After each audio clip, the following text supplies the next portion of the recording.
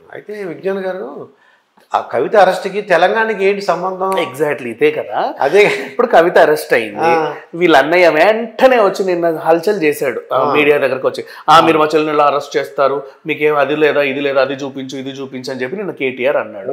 And next అలాగే కేసీఆర్ గారు కూడా సైలెంట్ గానే ఉన్నారు. వెంటనే హరీష్ రావు గారు వెళ్ళి కేసీఆర్ని కలవడం, ఈ పార్టీ నేతలందరికీ వీళ్ళు పిలుపునిచ్చి అల్లర్లు చేయండి అనగానే వీళ్ళందరూ రోడ్డెక్కి అడ్డమైన అల్లర్లన్నీ చేస్తున్నారు. ఆ ప్లక్కార్డ్లో ఏవో పట్టుకొని ఆ దిష్టి బొమ్మలు దగ్ధం చేస్తాం. 1 సెకండ్, ఢిల్లీ లిక్కర్ స్కామ్ ఢిల్లీలో జరిగింది అవునా? అందులో కొంతమంది నిందితులను అరెస్ట్ చేస్తే ఒక ఆవిడ ఏదో తప్పించుకొని ఇక్కడికి వచ్చింది నందినగర్కి. వాళ్ళు నందినగర్కి వచ్చి పట్టుకొని వెళ్ళిపోయారు అక్కడికి. తెలంగాణకి ఢిల్లీ స్కామ్ కి సంబంధం ఏంటి? ఇక్కడ జరగలేదు కదా. సో ఇక్కడ ఎందుకు అల్లర్లు చేయాలి? మీరు మీకు అంతగానం కావాలంటే ఢిల్లీకి వెళ్ళండి, జంతర్ మంతర్ దగ్గర అక్కడ ఒకటి ఉంది కదా ధర్నా. ఇప్పుడు మనకి ఇంద్రపార్క్ దగ్గర ధర్నా చౌక్ ఎలా ఉంది? కేటీఆర్ ఒక విషయం అన్నాడండి, చంద్రబాబు నాయుడు అరెస్ట్ అయినప్పుడు ఈ బ్రాండ్ ఇమేజ్ ని పాడు చేయొద్దని అన్నారు.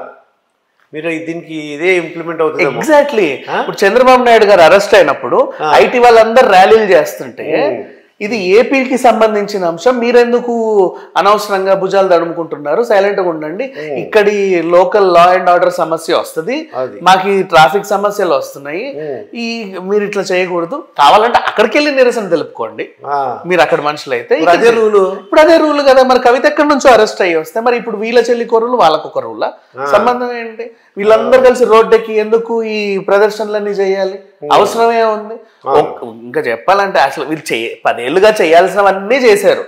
ఒక్కొక్కటి బయటపడుతుంది. ముందు ఈవిడ వెళ్ళింది, నెక్స్ట్ ఆయన వెళ్తాడు, తర్వాత పెద్ద ఆయన వెళ్తాడు, అందరూ పోతారు, పోయేవాళ్ళే. ఎందుకంటే ఇప్పుడు బ్రిడ్జిలు ఏమేమో కట్టేశారు, సింపుల్గా అలా ఏదో పేకమేడలు కట్టినట్టు కట్టేశారు, అవేమో రోజుకోటి కూలిపోతున్నాయి. తీరా చూస్తేనేమో బిల్లులు లక్షలు వేలు. చివరికి సచివాలయంలో కూడా చిల్లర మిగిలించుకున్నారు. దరిద్రం కాకపోతే ఇంకా అంతకంటే నీచం ఇంకేముంది? సెక్రటేరియట్ ని కూడా కూలగొట్టి మళ్ళీ కట్టి దాంట్లోనూ లబ్ధి పొందారు. ప్రతిదీ ఇలాగే జరుగుతుంది.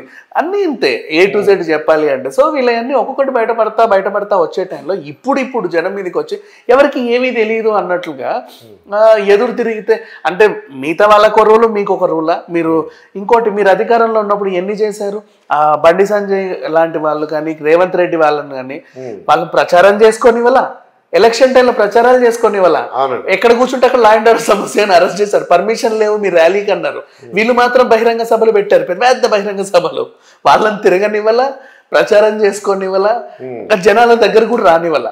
ఇన్ని చేసి ఇన్ని ఇబ్బందులు పెట్టి ఇంకా పోలీసు వ్యవస్థను అయితే విచ్చలవిడిగా ఆడుకున్నారు. సజ్జనార్ గారి గురించి తెలియదా? అంజనీ గారి గురించి తెలియదా? పోలీసు వ్యవస్థతో ఆడుకున్నారు, లా అండ్ ఆర్డర్తో ఆడుకున్నారు, జనాల్ని ఇబ్బంది పెట్టారు, జనం డబ్బులన్నీ కూడా సీరియస్గా సర్వనాశనం చేశారు. మీరు బాగా అనుభవించారు, అందరూ చూశారు. 10 ఏళ్ళుగా చూసే ఓహో ఇంతగా మేసారా మీరు, మీ మేతని మేము తీస్తామని చెప్పేసి కాంగ్రెస్ని తెచ్చారు. అంతే జరిగింది. సో ఇప్పుడు మీరు అధికారంలో ఉన్నప్పుడు చేసిందంతా కూడా కరెక్టే, ఇప్పుడు అన్ని మా తప్పేం లేదు అంటే ఎవరు మాత్రం నమ్ముతారు? మెల్లిమెల్లిగా ఒక్కటి బయటకు వస్తుంది. యాక్చువల్గా కవిత అరెస్ట్కి తెలంగాణకి సంబంధం లేదు. ఇక్కడ అనవసరంగా గొడవలు చేస్తున్నారు. గొడవ ఇప్పుడు చేసేంత లా అండ్ ఆర్డర్ సమస్య, అందరినీ తీసుకెళ్లి లోపల తోయొచ్చు, 4 దానిలో చెప్పిన మాటలే ఇక్కడ ఎగ్జాక్ట్లీ అంతే కదా. ఎవరికి సంబంధం అండి?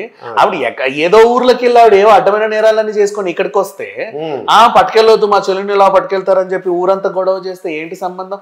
ఇంకొకటి, ఈవిడ ఎంపీయా ఎమ్మెల్సీయా ఎమ్మెల్యేనా ఏది కాదు, ఎమ్మెల్సీ కూడా వాళ్ళ డాడీ ఇచ్చాడు, బలవంతంగా ఇచ్చాడు. ఆవిడ గెలవాలా? జనాలు ఎప్పుడు ఈవిని గెలిపించుకోవాలా? ఆవిడ తరఫున ఎవరు ఓటేసి గెలిపిలా, ఈమెను ఇప్పటి వరకు దాఖలాలు లేవు. ఆమెకు బలవంతంగా వీళ్ళు ఆమెను ఏదో ఒక పదవిలో పెట్టడమే తప్పితే ఇప్పటి వరకు ఆవిడ జనం తరఫున గెలిచిన దాఖలాలు లేవు.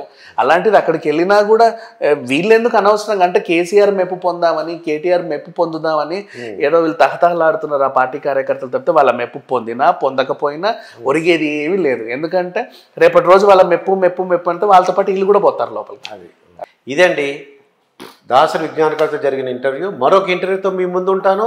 మీ మాస్టర్ దుర్గా ప్రసాద్.